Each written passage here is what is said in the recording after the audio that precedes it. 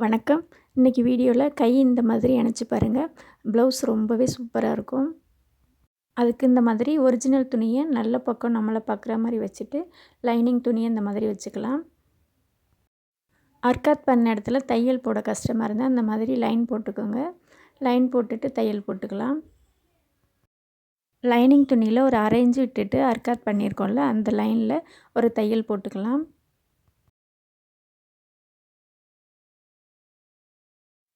அப்படியே அந்த லைனிங்கை திருப்பி விட்டுட்டு சமப்படுத்திக்கலாம்.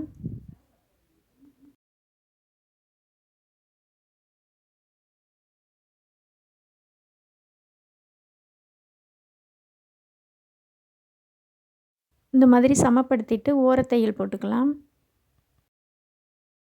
ஓரத்தையல் போடும்போது லைனிங் துணி லைட்டாக வெளியில் தெரிகிற மாதிரி தையல் போட்டுக்கலாம். அது பைப்பிங் மாதிரி ரொம்ப அழகாக இருக்கும்.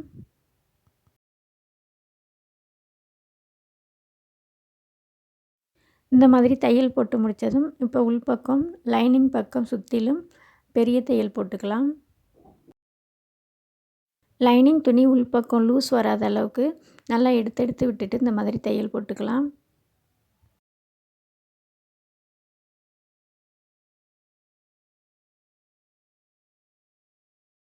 இந்த மாதிரி தையல் போட்டு முடித்ததும் எக்ஸ்ட்ரா துணியை கட் பண்ணி விட்டுடலாம்.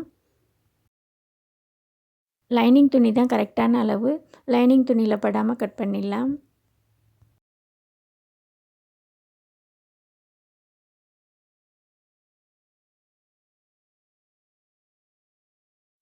இப்போது இதே மாதிரி இன்னொரு ஸ்லீவும் தைச்சிக்கலாம்.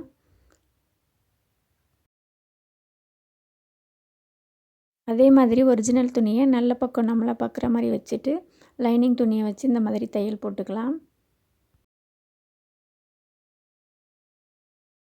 இப்போது லைனிங் துணியை திருப்பி விட்டுட்டு சமப்படுத்திக்கலாம்.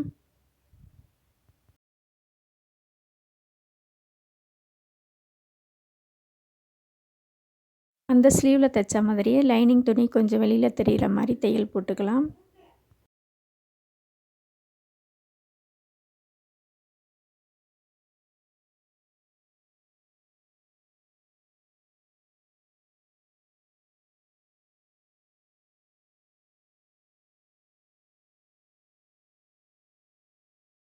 இந்த மாதிரி நைஸ் பைப்பிங்காக அழகாக இருக்கும்.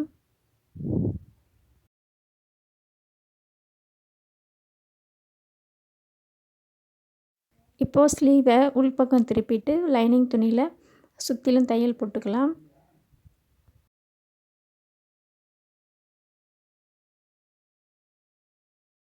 இப்போது லைனிங் துணியை விட்டுட்டு எக்ஸ்ட்ரா துணியை இந்த மாதிரி கட் பண்ணிடலாம். இப்போது 2 ஸ்லீவையும் இந்த மாதிரி வச்சுட்டு ஒரிஜினல் துணி உள்ளே போகிற மாதிரி இந்த மாதிரி வச்சுக்கலாம்.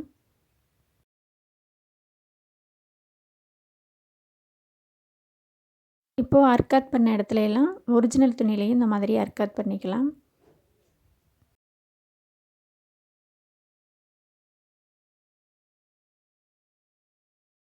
இப்போது ப்ளவுஸுக்கு ஏற்ற மாதிரி ஸ்லீவ் கரெக்டாக இருக்கான்னு செக் பண்ணிக்கலாம். ஸ்லீவ் அந்த மாதிரி வச்சுட்டு பேக் சைடு ஷோல்டர்லேருந்து அந்த தையலுக்காக விட்ட அர்க்காத் வரைக்கும் இந்த மாதிரி வச்சு பார்த்தா கரெக்டாக இருக்கும். இந்த மாதிரி 2 ஸ்லீவையும் சமமாக வச்சுட்டு குடஞ்சிக்கலாம். குடஞ்சி எடுத்த துணி இந்த மாதிரி எஸ் மாதிரி இருக்கும். அது ஒரு 3/4 இன்ச் அளவில் இருந்தால் கரெக்டாக இருக்கும். குடஞ்சி எடுத்த பக்கத்தில் ஒரு அர்க்காத் பண்ணிக்கலாம். அர்க்காத் பண்ணிக்கிட்டால் ஃப்ரண்ட்டு பக்கம்னு கரெக்டாக தெரியும். இப்போது குடஞ்ச பக்கத்தில் லைட்டாக தையல் போட்டுக்கலாம்.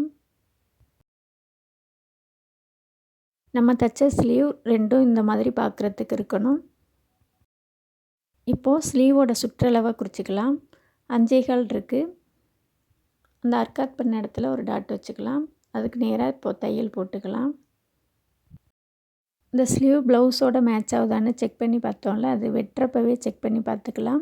நான் அடுத்த ப்ளவுஸில் செக் பண்ணி காமிக்கிறேன். அந்த ப்ளவுஸுக்கு தகுந்த மாதிரி ஸ்லீவில் அர்க்காத் பண்ணிக்கலாம். கரெக்டாக இருக்கும். இப்போது தையல் போட்டுட்டு எக்ஸ்ட்ரா 2 தையல் போட்டுக்கலாம்.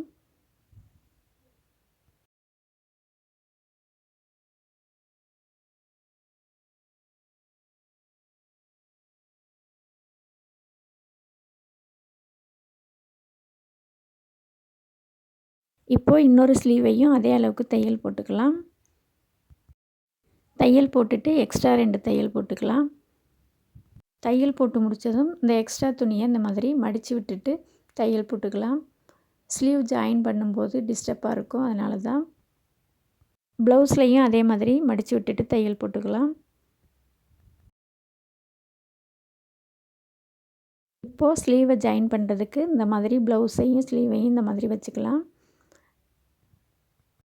ப்ளவுஸோட தையல் போட்ட இடத்தையும் ஸ்லீவோட தையல் போட்ட இடத்தையும் ஒரு இடத்துல இந்த மாதிரி வச்சுட்டு ஷோல்டரை இந்த மாதிரி பரட்டி விட்டுக்கலாம். ஸ்லீவ் உள்ளே வர மாதிரி இந்த மாதிரி கரெக்டாக வச்சுட்டு தையல் போட்டுக்கலாம். ஒரு 1/4 இன்ச்சு விட்டுட்டு தையல் போட்டுக்கலாம். நம்ம தையலுக்காக எவ்வளோ விட்டோமோ அந்த அளவுக்கு விட்டுட்டு தையல் போட்டுக்கலாம்.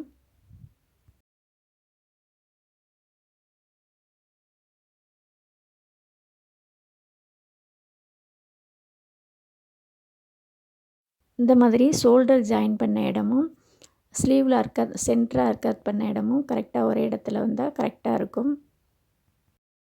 புதுசாக தைக்கிறவங்க தையல் போடும்போது ஸ்லீவோட துணியும் ப்ளவுஸோட துணியும் கரெக்டாக இருக்கான்னு செக் பண்ணி பார்த்துக்கிட்டே தையல் போட்டுக்கலாம். இந்த மாதிரி தையல் போட்டு முடித்ததும் கூடவே இன்னொரு தையல் போட்டுக்கலாம்.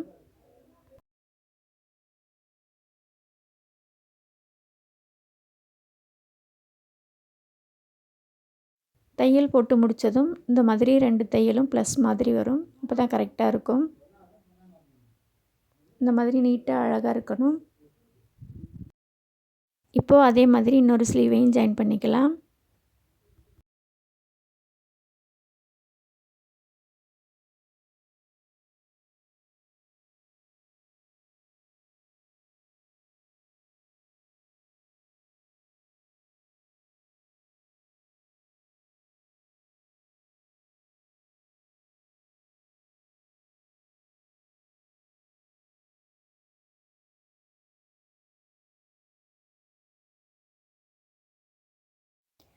இப்போது 2 ஸ்லீவும் ஜாயின் பண்ணியாச்சு.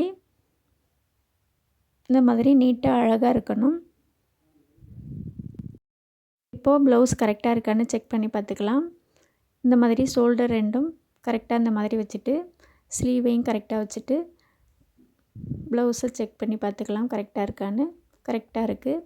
ரொம்பவே நீட்டாக அழகாக இருக்குது. உங்களுக்கு இந்த வீடியோ பிடிச்சிருக்கும்னு நம்புகிறேன். வீடியோ பிடிச்சிருந்தா வீடியோஸை லைக் பண்ணுங்கள், ஷேர் பண்ணுங்கள், சப்ஸ்கிரைப் பண்ணுங்கள். ஃப்ரெண்ட்ஸ் கூட ஷேர் பண்ணிக்கோங்க. நன்றி.